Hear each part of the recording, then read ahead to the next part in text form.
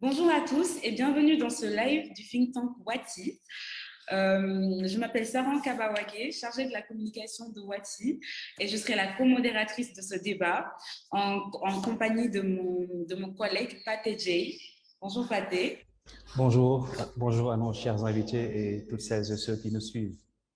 Bonjour à tous. Alors, sans plus tarder, je vais commencer mon petit mot d'introduction avant qu'on rentre dans le vif du sujet.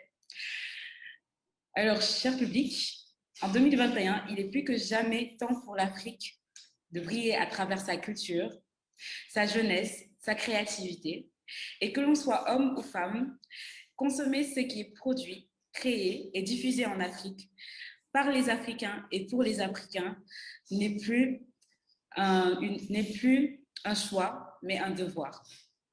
Aujourd'hui, nous nous intéressons particulièrement au potentiel économique des industries culturelles et créatives en Afrique de l'Ouest. Une thématique qu'on aborde dans notre débat, dans notre troisième débat de l'année, qui vise à mieux valoriser la production, culturelle en Afrique de l'Ouest. Ce débat est disponible sur le site de Wati, qu'on va bientôt passer. Voilà.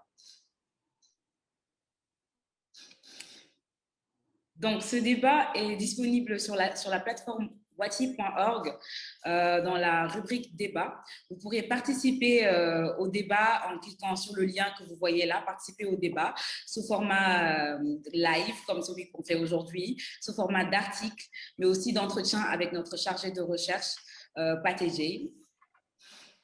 Voilà, donc sur la page, vous pourrez trouver des ressources écrites, des ressources vidéo, tous parlant de ce même sujet-là. Je vois que Madame Fatimata vient de nous rejoindre.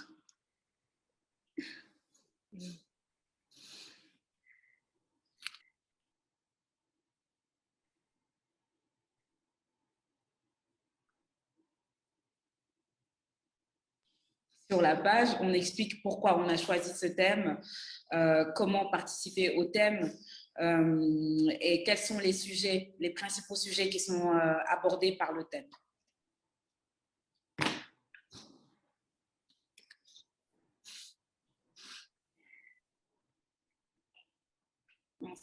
Justement, pour décortiquer ce sujet, nous avons invité des djambas, guerrières en Wolof, qui, par leur initiative Action Africa Culture, une initiative en faveur de la promotion de la culture africaine et de son développement en tant que secteur économique à la fois vivier d'emploi et de croissance et porteur de sens pour tous les pays du continent, francophones, anglophones, arabophones, lusophones.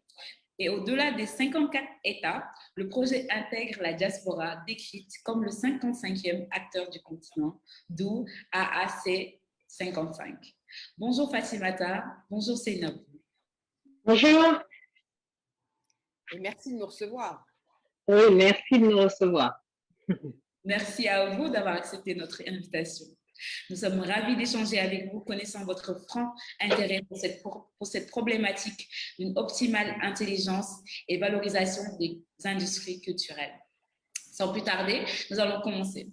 Alors, lors de l'entretien que vous avez accordé à la Tribune Afrique, vous dites que la reprise passera par les industries culturelles et créatives.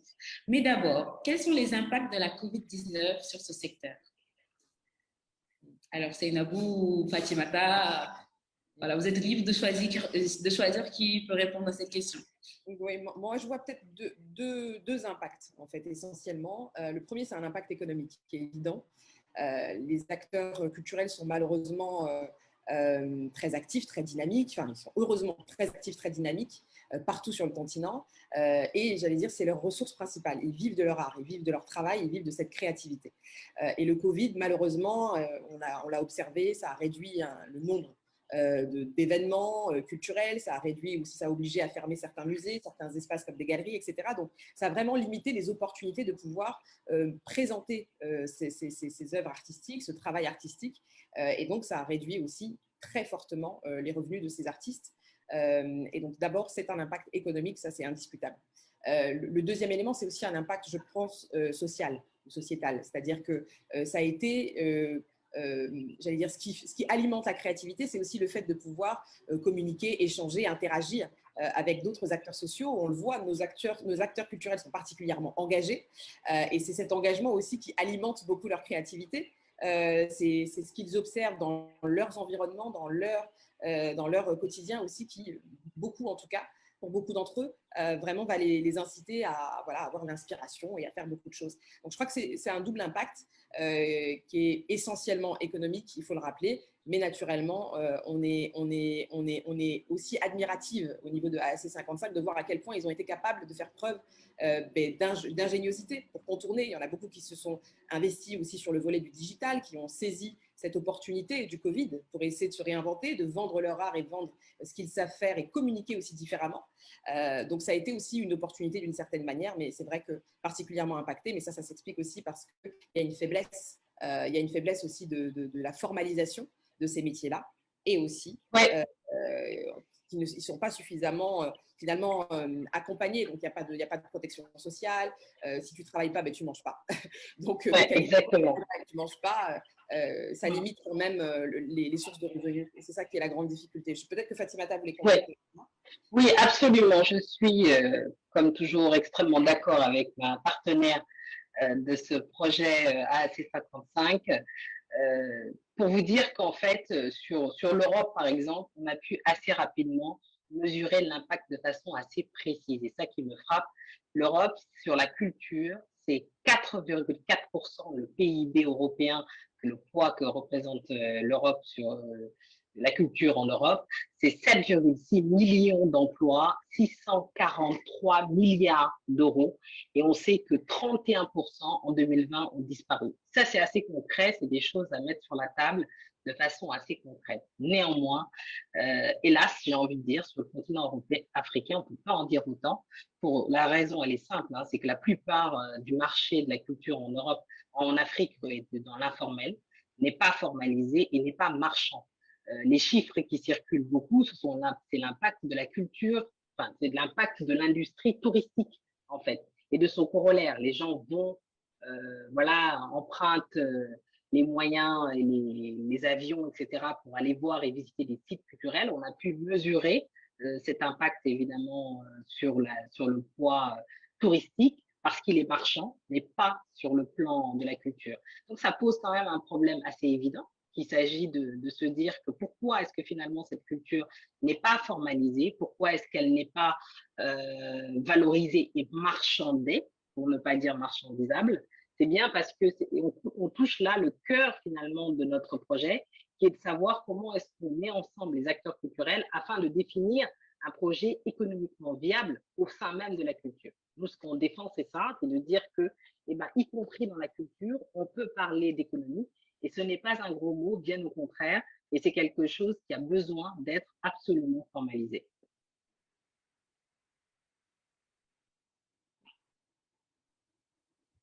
Donc, organiser les défis, moi j'entends les défis rencontrés dans ce secteur, ils sont nombreux, mais ils se concentrent souvent autour de la formation, de l'accès au financement et de la distribution et de la diffusion de leur travail.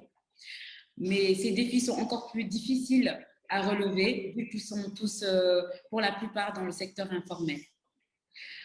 Comment comptez-vous relever ces défis, sachant qu'un bon nombre d'acteurs de cette industrie sont dans l'informel? Comment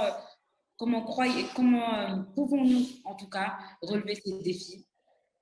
Alors, forcément, ça va être un nous collectif, hein, parce que c'est pas à nous seuls au sein de AAC55 avec nos petits bras, avec Seynabou, malgré et tous les acteurs et actrices qui nous accompagnent, malgré notre enthousiasme et notre volonté vraiment voilà, indéfectible, on ne pourra pas hein, clairement faire ça tout seul et tout seul. C'est un projet collectif. Et je pense que ça n'a de sens que si tout le monde nous rejoint dans cette prise de conscience. Je pense que le Covid a eu ce mérite d'être une véritable prise de conscience collective, à savoir que bah, plus que jamais, elle doit être formalisée, elle doit être dans l'économie formelle et de façon assez pérenne, voilà, dans la pérennité. Inscrire, les artistes devaient manger, comme l'a dit Seynabou, il y en a, ils ne mangent pas au quotidien. Donc, ils ne sont pas en dehors des réalités africaines, hein, de toute façon. Donc, la plupart de l'économie africaine, finalement, se retrouve exactement dans le même schéma. Donc, la culture ne fait pas exception. Ceci dit, c'est une occasion pour dire, voilà un vivier important. Parce que la culture a aussi une autre utilité, hein, c'est ça qu'on défend, c'est que quand on investit dans la culture, on n'investit pas simplement dans l'économie, on investit aussi dans le futur, dans le développement des consciences et l'émancipation des consciences, et ça n'a pas de prix. Donc, c'est quelque part un investissement qui peut rapporter énormément, et pas simplement de façon marchande. Donc, c'est une vraie question à se poser, c'est comment est-ce que on aboutit vraiment à cette formalisation et tout ça. Ben, il faut déjà qu'on se mette tous ensemble. Il faut ensuite avoir conscience des enjeux et que effectivement tout le monde y participe et que d'abord et avant tout, et c'est l'objet aussi beaucoup de AC55 qui a motivé AC55 au départ, c'était qu'on réussisse d'abord à se parler. Parce qu'il y a énormément, ça me frappe, moi qui parcours le continent depuis une dizaine d'années, 15 ans maintenant, et autour justement des sujets culturels, je me rends bien compte que beaucoup d'acteurs culturels ne se connaissent pas entre eux. Je dis même pas entre pays, je dis dans le même pays. Beaucoup d'acteurs culturels ne se connaissent pas et ne savent pas que finalement la force est primordiale dans tout ça. C'est d'abord et avant tout, et bien, simplement le réseau, se mettre en réseau, se mettre ensemble, parce que parfois on partage, si on partage les mêmes difficultés, on peut partager les mêmes réponses et les mêmes solutions. Donc, effectivement, ça, c'est un premier pas, une première étape très importante, c'est réussir à se parler, tout simplement, d'où l'objet de ce sommet qu'on a le vœu, justement, de réaliser. Alors, évidemment, il faudrait que le Covid arrête de nous mettre les bâtons dans les roues pour qu'on puisse organiser ça plus sereinement. Mais c'est tout l'enjeu, c'est ça. D'abord et avant tout, réussir à se parler, mettre en commun les problèmes qui peuvent avoir lieu et qui ont lieu afin de trouver ensemble des solutions. En effet, donc une conversation est de mise dans ce cas, mais Seynabou, vous vouliez dire quelque chose? Oui, mais en fait, je pense qu'on est tous finalement. La question, c'est pas de savoir est-ce que les acteurs culturels on a tous été impactés par le Covid. Tous, vous avez été impactés. Nous, à notre titre, dans nos activités professionnelles respectives, que ce soit Fatimata en tant que journaliste ou moi en tant que patronne d'entreprise, on a tous directement été impactés. Et c'est vrai que le manque de formalisation dans le secteur culturel fait qu'ils sont encore plus directement touchés. Il y a deux choses qui nous interrogent beaucoup chez AC55, c'est la faiblesse des données. On observe très peu de données pour avoir justement une idée et une cartographie, j'allais dire, exacte et factuelle de ces acteurs culturels partout où ils se trouvent sur le continent africain. Pour certains d'entre eux, ils sont à l'extérieur du continent, mais ils sont d'origine africaine et ils travaillent et ils contribuent fortement à faire rayonner cette culture ou ces cultures africaines, à l'international notamment.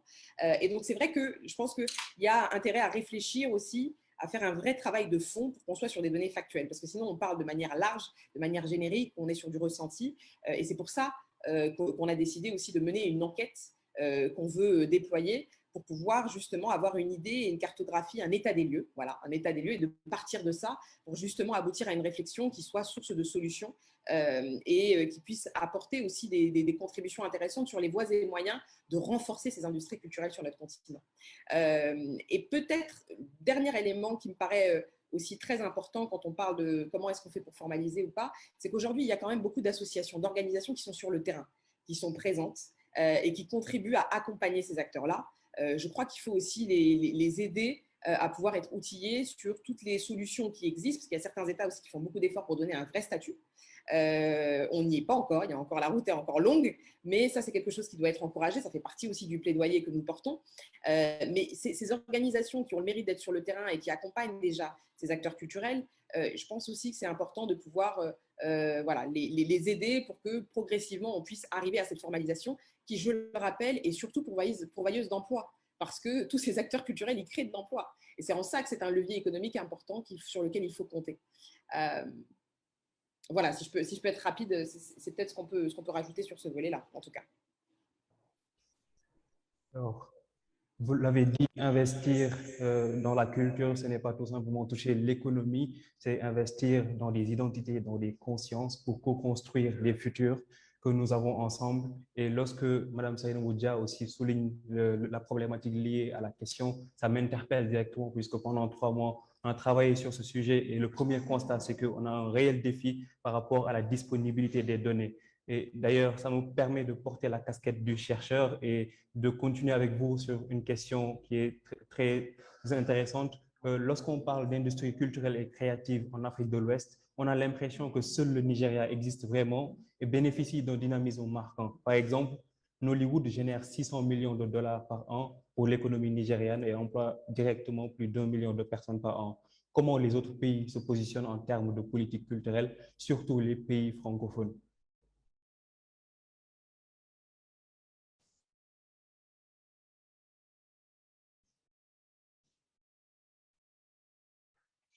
Alors, donc je vais essayer de répondre.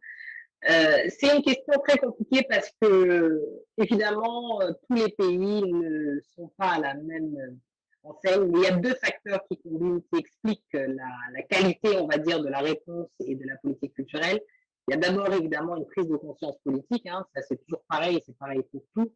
Il n'est pas évident d'investir dans la culture, il n'est pas naturel, j'allais dire, pour beaucoup de politiques d'investir dans la culture, d'abord parce que la plupart d'entre eux ne sont juste pas convaincus, en fait, hein, que la culture est un véritable levier de développement. Donc voilà.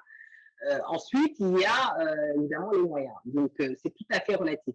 On a vu, par exemple, certains sortir du bois de façon plus ou moins évidente pendant le Covid.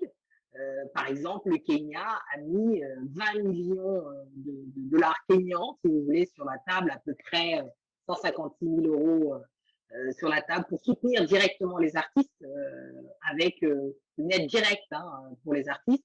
Le Sénégal, par exemple, pour rester dans les pays francophones, c'était 5 milliards sous 2 tranches qui ont été débloquées par le gouvernement de Macky Sall pour soutenir les artistes, parce qu'il y a eu une véritable prise de conscience, qu'il y a eu une perte énorme aussi pour les artistes, notamment la musique, etc. D'autres pays comme le Burkina Faso, par exemple, qui a mis 10 millions pour soutenir ses acteurs culturels, c'est pas encore énorme. Alors, si on prend d'une manière plus large, hors Covid, pour analyser véritablement les données d'investissement des différents, pour regarder le poids que représentent les différents ministères dans ces pays-là, globalement, on est très en dessous de 1%. Il faut dire les choses clairement comme elles sont. C'est pas énorme. C'est pas énorme, mais ça rejoint ce qu'on disait, c'est-à-dire que d'abord, il y a cette question de prise en compte et de prise de conscience de l'importance que représente la culture comme vecteur d'émergence économique, et que c'est vraiment quelque chose qui peut booster les économies et être acteur de développement. Donc, il y a plein de pays qui ont besoin encore d'être convaincus. Donc, ce que je disais, c'est vraiment ça. Après, il y a aussi la prise de conscience et l'organisation des différents artistes et des différents modèles. Si on doit comparer, par exemple, les pays francophones aux pays anglophones, la principale différence, elle est exactement la même finalement, parce que c'est les mêmes modèles entre la France et les pays anglo-saxons, par exemple. Les pays anglo-saxons ou même nord-européens, eh ben, ou en tout cas européens, pas nord-européens, mais européens, ce sont là où, si vous voulez, les secteurs privés est très fort, à l'anglo-saxonne. Aux États-Unis, par exemple, il n'y a pas de soutien de la culture, il n'y a pas un soutien fédéral à la culture, ça n'existe pas. D'ailleurs, les Américains ne comprendraient même pas. C'est vraiment quelque chose qui est fait de façon privée. Et on comprend très bien que le secteur privé, enfin, que le secteur culturel est un secteur privé, en fait, en soi, et qu'il a besoin et qu'il peut tout à fait être développé et en tout cas trouver des marges propres de manœuvre. Alors que en France, le modèle est tout à fait différent. Ça veut dire qu'on estime que la culture est un bien national qu'il faut protéger, encourager et soutenir. Et du coup, forcément, l'investissement dans les secteurs culturels est très important. Donc, c'est un secteur qui est très aidé. Alors, sur le modèle francophone, de la différence, on la retrouve aussi sur le continent africain. Donc, des pays francophones qui sont pas mal aidés dans le secteur de la culture, mais encore une fois, à la hauteur de leurs moyens, c'est-à-dire quasiment rien, en fait. Donc, c'est là que justement la différence est un peu criante, si vous voulez, c'est que, voilà, on est dans des pays où normalement, ça devrait être un soutien public, et puis, en fait, ils ne peuvent pas vraiment. Donc, le Covid a donné un coup d'accélérateur différent. Le Burkina a décidé de réinvestir ce champ-là parce que c'est un pays qui, historiquement, et là on célèbre voilà, la disparition, enfin l'ouverture du procès de l'assassinat de Thomas Sankara, qui lui était très, très en avance sur ces questions-là justement, et qui a beaucoup œuvré pour justement une formalisation et une aide parce que pour lui aussi, la culture était un bien national qu'il fallait préserver. Donc en fait, c'est une question de décision politique. Et ça nous amène évidemment à notre initiative, encore une fois, c'est-à-dire que notre initiative, elle prouve, elle est encore une fois, si vous voulez, elle s'inscrit dans cette ligne-là. Il faut une volonté. Sans volonté, il n'y a pas de résultat au bout. Et donc, c'est ça qu'on veut faire passer comme message. C'est venez, on se met ensemble. Et en tout cas, ça ne va pas se faire tout seul. Sachez-le, ça ne se fera pas tout seul. Voilà. Donc ça, si c'est un message que j'aimerais retenir, c'est bien celui-là. Alors, merci, Madame Wan. Il faut des décisions politiques fortes pour permettre à la culture d'être un bien commun. Et pour rester dans la même logique, il y a un contexte en ce moment, le sommet de Montpellier, avec tout le tohu-bohu qui entoure ce sommet. Et voilà, qu'est-ce qu'on peut attendre de la culture ou bien du monde de l'art et de la créativité dans ces contextes? Quel est le rôle de cette industrie dans la création d'une rhétorique en faveur d'un continent qui n'est pas dans la lamentation, la victimisation, mais plutôt qui offre un champ dans la réinvention des imaginaires?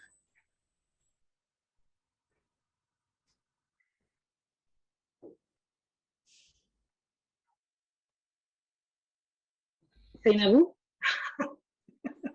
C'est mieux avec le je crois que c'est une question qui est fondamentale. En fait, je pense qu'elle est même à l'origine même de tout. C'est le point de départ.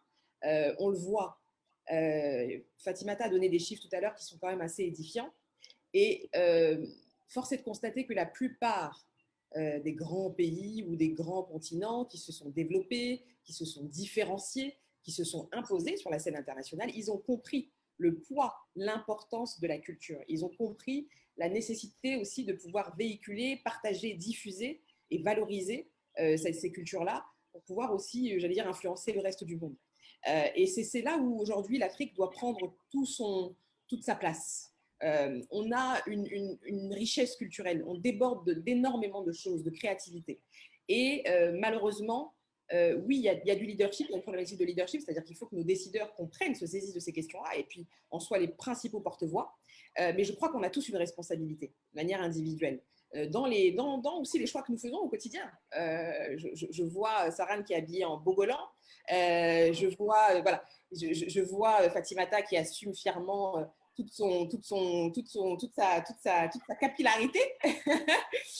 Et bien, il y a quelques années, c'était pas comme ça. C'était pas comme ça. Il y avait tout un diktat de la culture où on nous disait que voilà à quoi il faut ressembler pour être considéré comme quelque chose de beau, quelque chose de riche, de précieux, de luxueux, etc.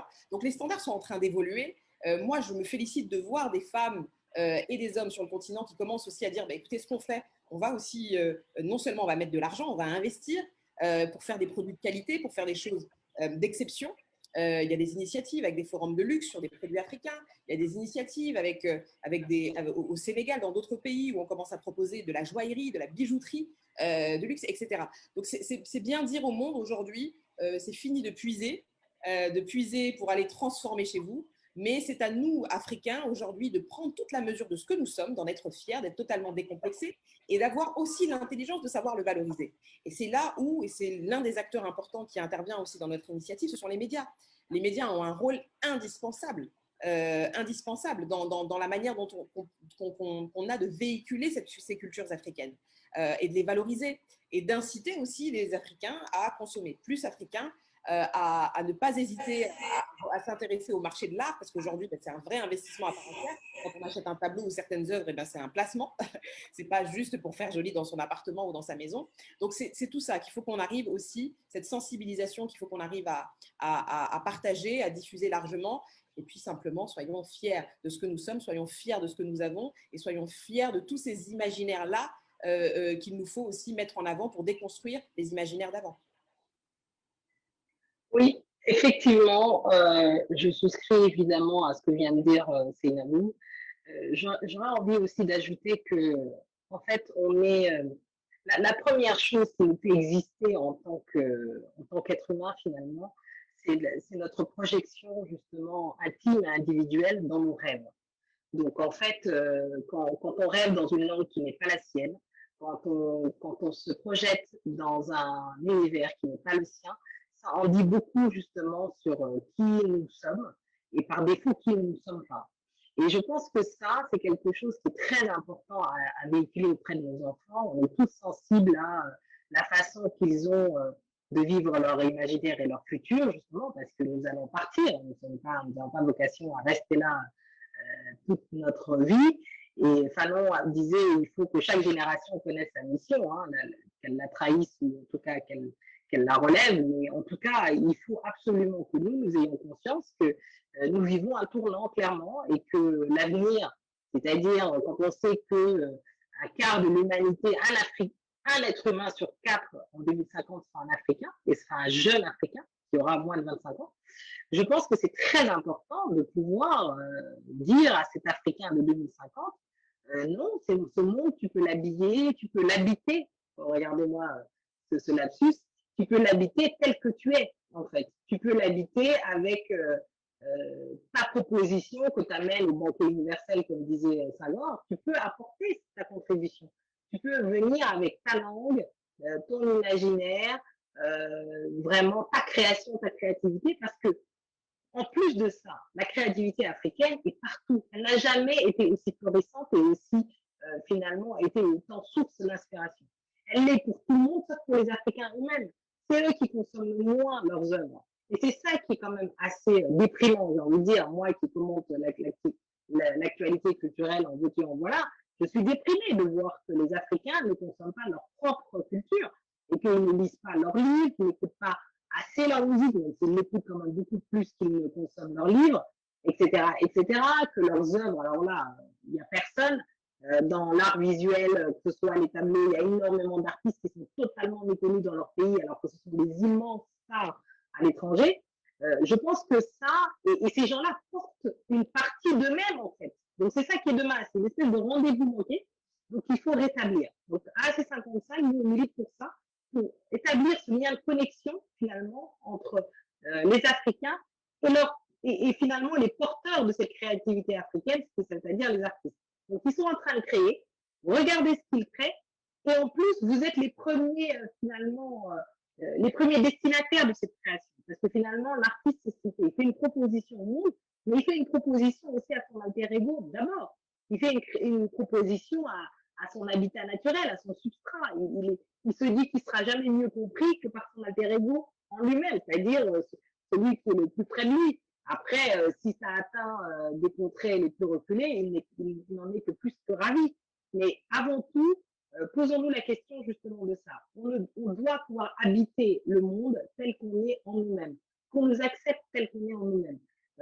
Seyna Boudia, ce n'est pas Fatima Tawan, ce n'est pas Bertrand Bourgala. On est tous des gens différents et on a tous notre place en fait. Et donc, il faut que l'Africain, même si je n'aime pas essentialiser, mais il faut que l'habitant ou le consommateur, l'acteur culturel, plus largement l'habitant africain, se sente, lui, pleinement part, en fait, à ce banquet, comme dirait encore une fois Salah. Il faut que chacun puisse se dire ce que je pense, ce que je suis, ma culture a de la valeur au même titre que les autres. Ce n'est pas une compétition.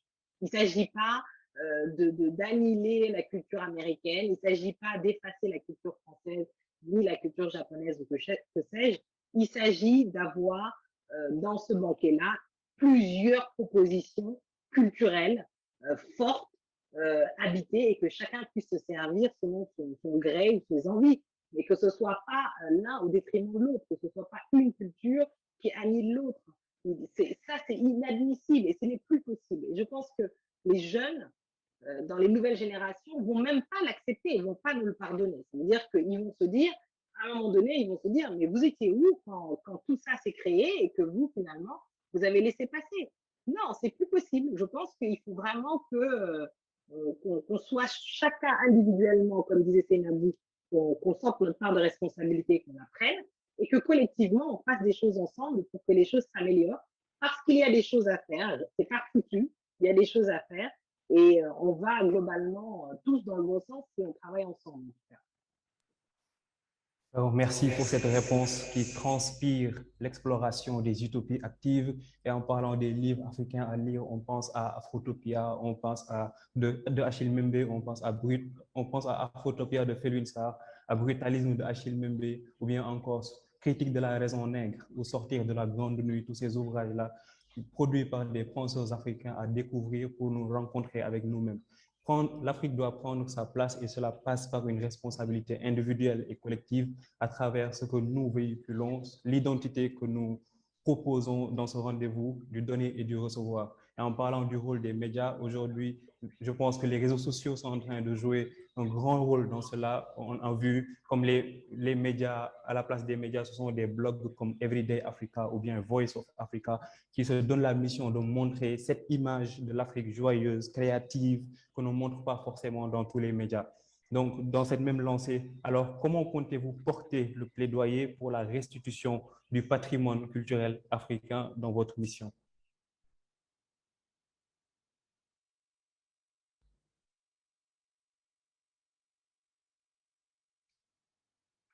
Je laisse Nabou, non? Oui. Alors, la question, Pathé, tu disais, comment comptez-vous? Voilà, contribuer à porter le plaidoyer pour la restitution du patrimoine culturel africain. Ah, bah, je pense que déjà, il y a beaucoup d'acteurs qui sont en train de se mobiliser pour le faire, parmi certains d'ailleurs que tu viens de citer. C'est une question d'ailleurs que Fatimata connaît bien, parce que je crois qu'elle a beaucoup aussi beaucoup suivi tout ce travail-là, notamment avec la Fondation Zinsou, avec Felwine, etc. Donc, je pense que ce serait bien qu'elle puisse nous partager aussi un petit peu où ça en est à date aujourd'hui, où est-ce qu'on en est de ce travail-là qui a été amorcé et qui est un travail important. Et simplement, parce que je voudrais rajouter sur cette manière de construire cet imaginaire, il faut aussi qu'on sache se féliciter. Il y a quelque chose d'important qui vient d'arriver. On vient d'obtenir, je pense que c'est un romancier tanzanien qui vient d'obtenir le prix Nobel de littérature. Ça, c'est des petites victoires aussi. Parce que c'est une manière aussi de valoriser et de faire rayonner ce savoir-faire, cette créativité africaine. Et quand ça arrive, moi, je trouve qu'on ne se célèbre pas suffisamment.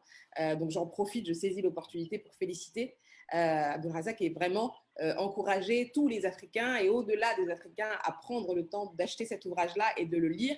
Parce que c'est des petites victoires. Alors moi, j'aimerais qu'on puisse aussi avoir le prix Nobel d'économie et autres, et pas uniquement les prix Nobel littéraires. Mais ça, c'est un autre débat, je referme la parenthèse. Et Fatimata, oui, effectivement, si tu peux nous rappeler un petit peu où est-ce qu'on en est de ce gros travail, de ce gros chantier qui prendra des années. Hein. Je pense que ce travail de restitution et de préservation du patrimoine ne se fera pas en un seul jour.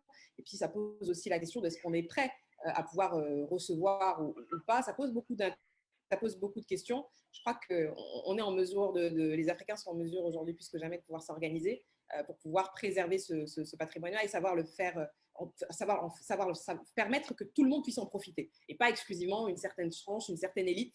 Il faut qu'on arrive à déconstruire ça. Je pense que ça fait partie des challenges qu'on a aujourd'hui. Oui, alors, la restitution, c'est vraiment une conversation qui est assez longue. Hein. Il faut savoir que oui, moi je sors de 5 heures de débat là-dessus, justement.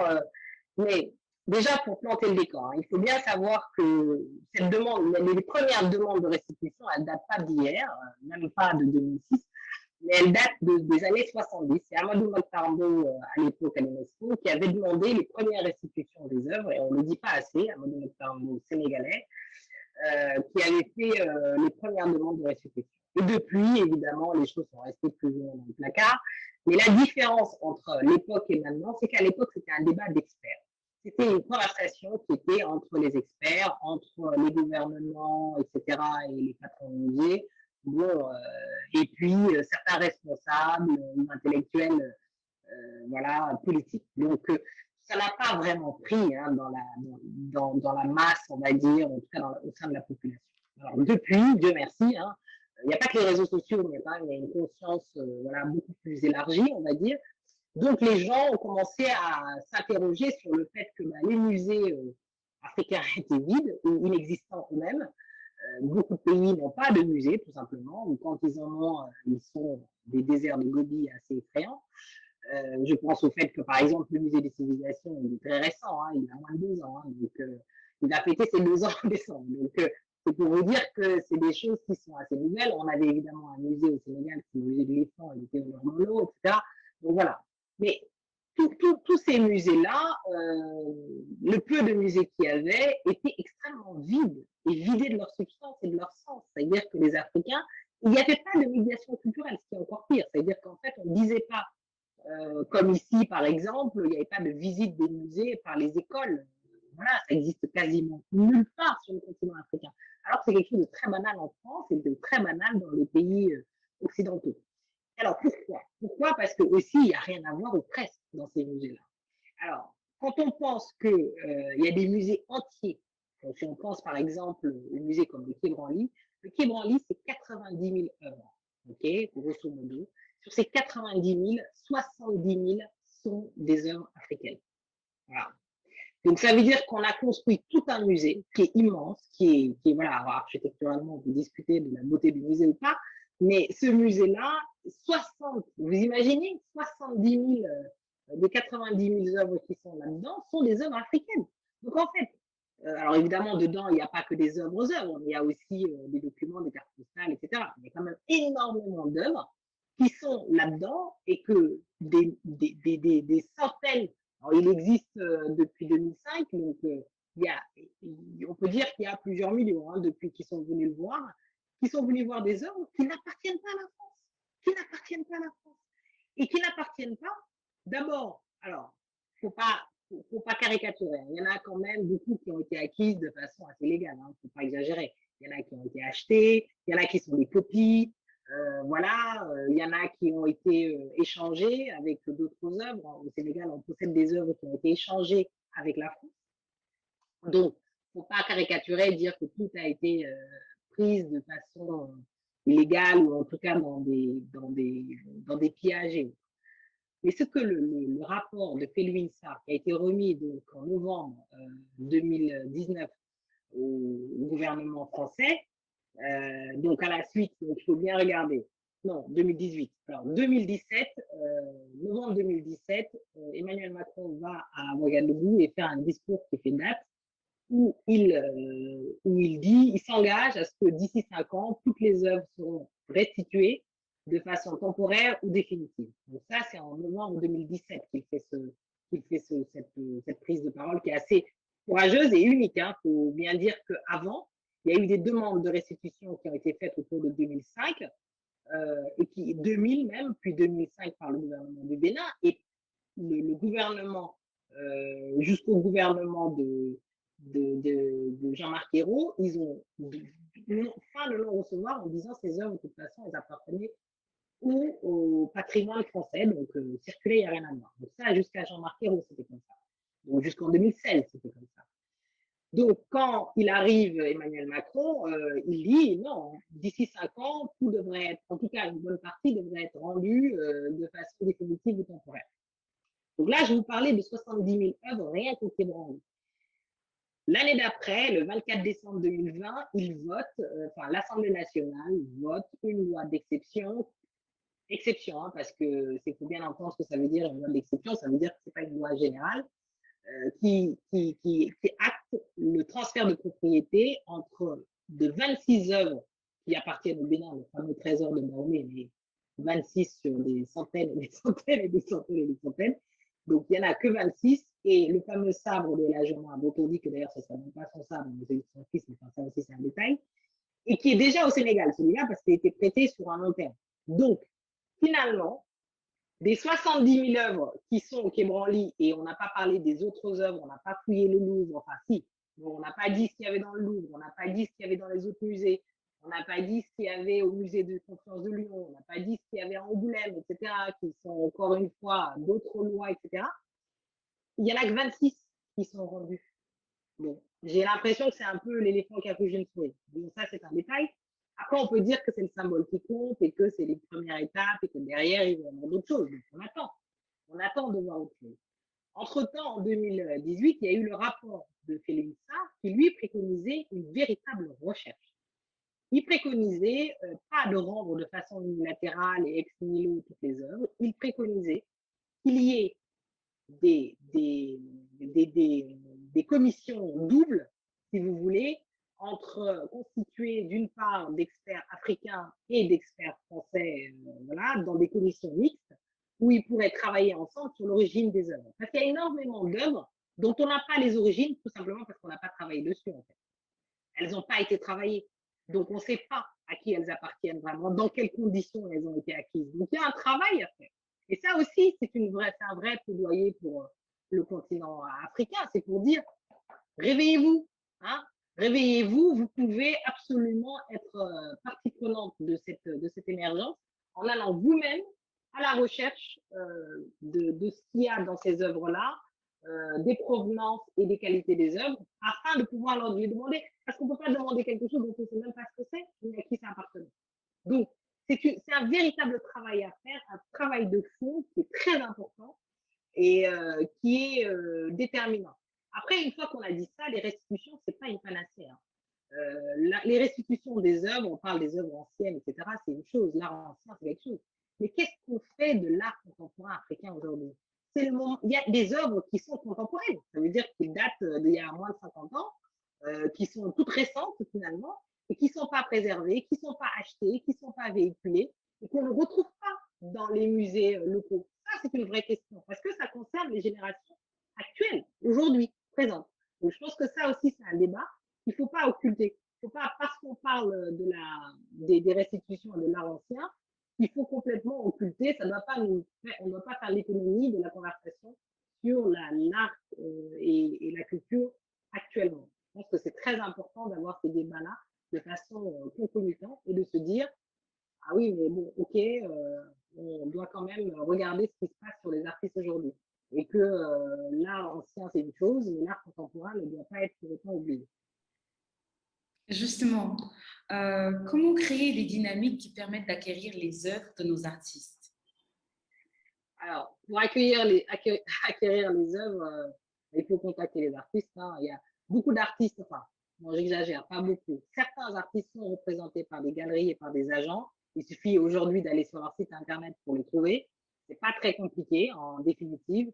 Il y a des ventes qui sont organisées, il y a des expos qui sont organisées. Après, ce qui est difficile, c'est peut-être quand on n'y connaît rien du tout, et qu'on aimerait juste avoir une œuvre, ce qui est compliqué, c'est de savoir par où on commence, quelles œuvres, etc. Et ça, j'ai envie de dire, l'art, c'est aussi une expérience de l'esthétique. L'expérience de l'esthétique, elle est personnelle. Il faut aller vers ça. En Wolof, j'aime bien une expression qui dit il faut aimer le beau pour que le beau nous aime. Moi, j'adore cette expression parce qu'effectivement, elle est très parlante. Il faut aller vers le beau, hein, simplement. Il ne faut pas en avoir peur et vous allez trouver ce qui vous plaît déjà d'un premier temps. Alors, ne faites pas comme moi. Hein. Ne faites pas comme moi. Si ce qui vous plaît est hors de prix, mais c'est pas grave. Vous passez votre chemin. C'est comme quand vous voyez voilà, un très beau sac à main, vous n'avez pas les moyens, ben vous n'avez pas les moyens, c'est pas grave. Clair, voilà, il faut d'abord éduquer son œil. Il faut d'abord éduquer son œil. Renseignez-vous, allez sur Internet. Alors nous, au sein de AC55, donc on a une page, par exemple, sur Facebook et sur tous les réseaux sociaux, où on diffuse cette culture-là. Et on diffuse pas forcément, c'est pas uniquement des goûts personnels, on diffuse ce qui se fait, de l'actualité, etc. Moi, j'invite des artistes sur mon plateau sur France 24, j'ai cette chance-là énorme de pouvoir diffuser de la culture africaine autant que je peux. Eh ben, renseignez-vous, regardez ce qui se fait. Si quelque chose vous plaît, ben alors après, évidemment, contactez les artistes et si vous avez les moyens. Donc, si vous venez pour acheter, c'est pas des cacahuètes, hein, c'est pas le prix des cacahuètes. Il faut respecter les artistes, c'est leur travail. Ça ne se marchande pas comme du pain. Il faut vraiment avoir un respect de la création artistique. Et puis, si vous avez envie de ça, faites le pas, achetez, parce que des œuvres. Vous voyez, regardez là, je vais vous donner un exemple. Ce que vous voyez derrière moi là, que vous ne voyez pas bien, cette statue-là, c'est une œuvre d'un artiste qui s'appelle Djadji Diop, qui est sénégalais, qui est absolument fantastique. Cette œuvre-là, elle a plus de 15 ans, hein, elle est assez ancienne. Mais cette œuvre-là, aujourd'hui, elle est cotée. Elle a fait partie d'une expo. Ils sont venus ici la récupérer pour l'amener dans l'expo. Ils l'ont ramenée, évidemment, parce qu'elle est à moi. Elle n'est pas à vendre. Elle n'est pas à vendre. Bon, je suis en plein déménagement, donc j'ai plein d'œuvres qui sont déjà empaquetées, qui partent, etc. Donc vous ne voyez pas. Mais il y a des œuvres, et c'est assez marrant. Ici, j'ai une œuvre.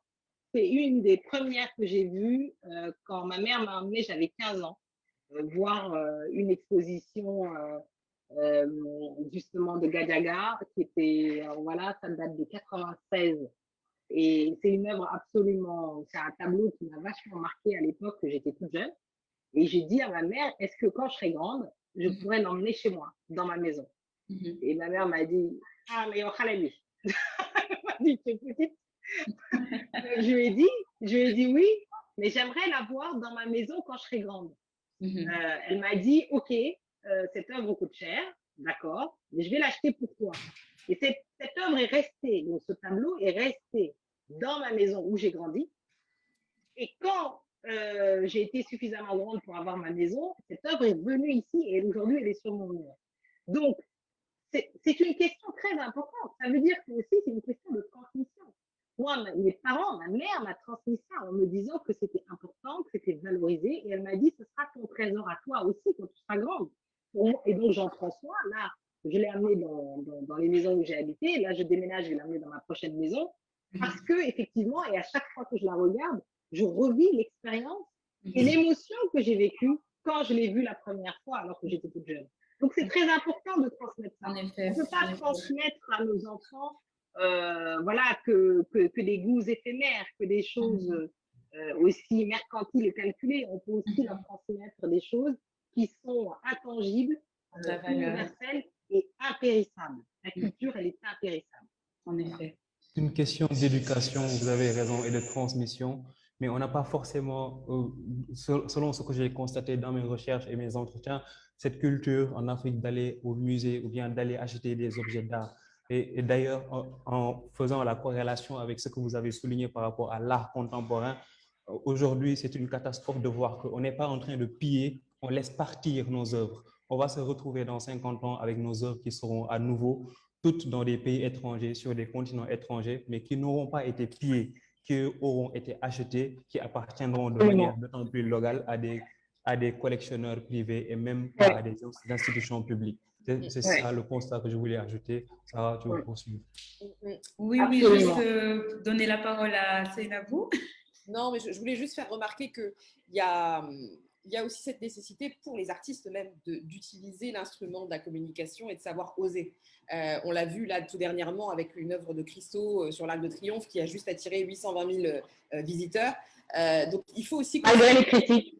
Voilà, malgré les critiques, donc bon, tout le monde avait son avis hein, sur la beauté et l'appréciation presque objective de cette œuvre. Ouais. Mais finalement, ça a été un magnifique coup médiatique. Une magnifique visibilité pour la ville de Paris, pour la France à l'échelle internationale, parce que de toute façon, on en a parlé. Donc, ce que je veux dire, c'est qu'il faut aussi qu'on soit interpellé par la nécessité de communiquer différemment, de faire preuve d'ingéniosité, d'inventivité dans la manière dont on valorise notre travail. Donc là, je saisis aussi, j'en profite, hein, nos amis artistes pour leur dire, n'hésitez pas, osez aussi faire des coups. Vous avez parlé, Pathé, à juste titre, de l'importance et du poids du digital aujourd'hui qui permet de véhiculer, de diffuser de plus largement possible. Tout le monde n'a pas les moyens d'acheter une œuvre d'art. Je ne sais pas, moi, si j'aurais suffisamment d'argent pour acheter la magnifique sculpture qui est derrière Fatimata. Ça fait partie de nos réalités. Et même moi, je ne peux pas l'acheter. Même moi, je ne peux pas l'acheter. Tu as des passe-droits. Mais ça veut bien dire qu'il faut qu'on fasse preuve d'ingéniosité et qu'on trouve d'autres voies et moyens, d'autres canaux pour réussir à diffuser comment on appelle ça, ces créations artistiques et les valoriser, faire en sorte qu'encore une fois, et vraiment ça j'y tiens énormément, ça ne soit pas réservé à une élite mais que ça puisse profiter au plus grand nombre. Ouais, donc la consommation, c'est pas pour les élites. En effet, la culture et l'art n'appartiennent pas aux élites. Hein? Et c'est ça qu'on fait croire, mais les élites n'ont pas besoin de ça déjà. Mais non, c'est vraiment la culture, c'est le bien commun le plus facilement partageable.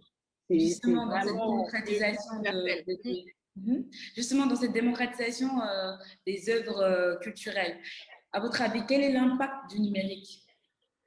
Ah bah oui, non, mais l'impact numérique, il est, vous l'a dit, il est indispensable aujourd'hui. On ne pourra pas en faire l'économie, c'est-à-dire que finalement, le numérique qui est largement décrié en Occident et dans beaucoup de cercles voilà, assez élitiste justement, machin. Ça me fait penser vraiment à la révolution en France, à la prise de conscience en fait du temps des Lumières en France, qui consistait finalement à dire, écoutez, le savoir n'appartient pas aux élites, on va le prendre aux élites avec Diderot et d'Alembert et ce travail qu'ils ont fait, voilà, avec les dictionnaires, enfin, l'encyclopédie, et qu'ils ont mis au service du plus grand nombre. Pour moi, c'est exactement le même effet. C'est-à-dire qu'aujourd'hui, qu'on s'appelle, voilà, Binta, qu'on habite au Sénégal, qu'on s'appelle, que sais-je, qu'on soit un petit étudiant ou pas d'ailleurs, au Kenya ou en Afrique du Sud, eh ben, vous n'avez peut-être pas les moyens d'acheter des livres physiques, vous n'avez peut-être pas moyen d'aller dans des spectacles, etc., mais vous pouvez quasiment tout voir ou presque sur, en tout cas beaucoup de choses, sur les réseaux sociaux, enfin, en tout cas sur Internet et en ligne. Donc, ça devient une véritable révolution. C'est incroyable. Achille Mbembe dit qu'on a fait ce fameux leapfrogging, on est passé de l'âge de pierre à l'âge digital d'un coup, en fait, sans passer par l'ère industrielle, etc. Et je pense que c'est extrêmement vrai. C'est quelque chose qui est une chance, en fait. Faut dire aux jeunes générations, bon, d'accord, vous pouvez être sur TikTok, parce qu'on n'a pas le choix, vraiment. Vous pouvez être sur Facebook, vous pouvez être sur Twitter, sur Instagram. Voilà, utilisez ces outils-là parce que c'est votre génération et que c'est important, communiquer, etc. Il n'y a pas de souci.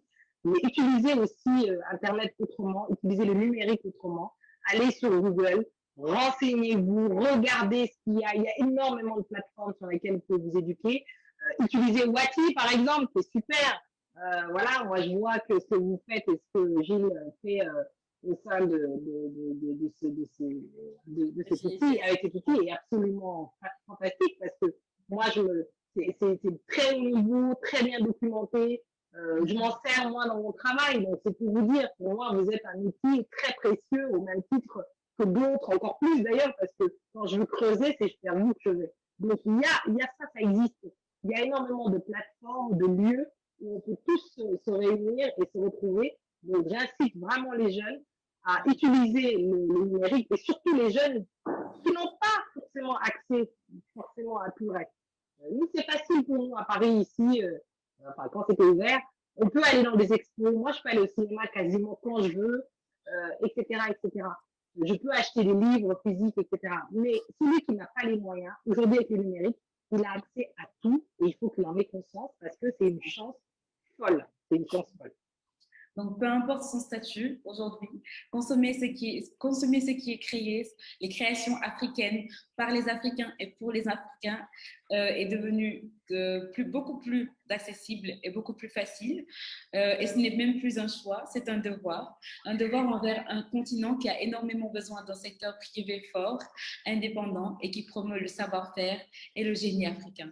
Je vais passer la parole à Pathé pour qu'il puisse faire le mot de conclusion, si Madame Seynabou n'a rien à rajouter, bien sûr. Je pense que l'essentiel a été dit. J'espère qu'on a pu peut-être regarder s'il y avait des questions des personnes qui nous écoutent. En tout cas, il nous reste simplement à vous féliciter aussi au niveau de Wati pour cette initiative. Je crois qu'on n'a pas fini d'échanger et d'interpeller sur la nécessité aussi d'investir sur des sujets importants. Là, on parle d'industrie créative. Je sais qu'il y a d'autres sujets qui sont abordés par votre think tank et globalement, de toute façon, il faut qu'on arrive à porter les sujets qui sont importants et qui sont décisifs quand on veut parler de développement endogène, structurant sur notre continent.